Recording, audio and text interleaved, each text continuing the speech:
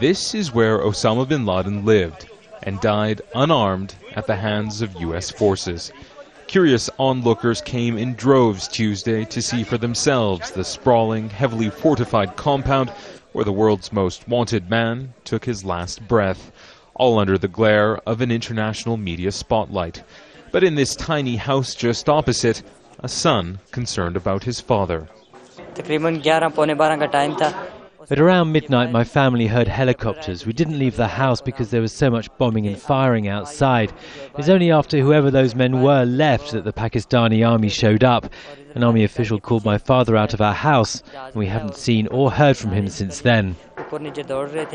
Local police confirmed that Mohammed Qasim's father was taken into custody, but wouldn't say why or when he would be back. When asked about what he or his father knew about those who lived in the house just opposite, Mohammed said they didn't know much. I know there were women and children in there. The women were always covered up in face veils. The house that Osama bin Laden called home shows the obvious hallmarks of secrecy and security. This local shopkeeper says he used to sell food to a man who lived in the compound. To be honest, I didn't find anything strange about that man. All he would do is come here and buy a few things and then go back there. I never questioned it. KHOURSHID BIBI, who lives down the road from the compound, says that man was called Nadim. I think he was from Peshawar.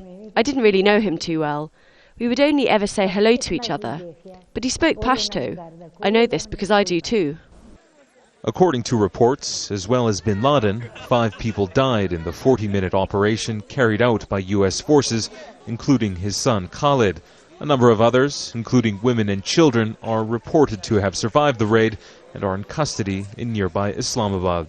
Some local media are describing this as the house that Osama built, and with reports coming out of the United States that Osama bin Laden may have called this place home for the past 5 years, that may very well be true. But local residents are saying that they simply cannot believe that the world's most wanted fugitive, Osama bin Laden, lived here.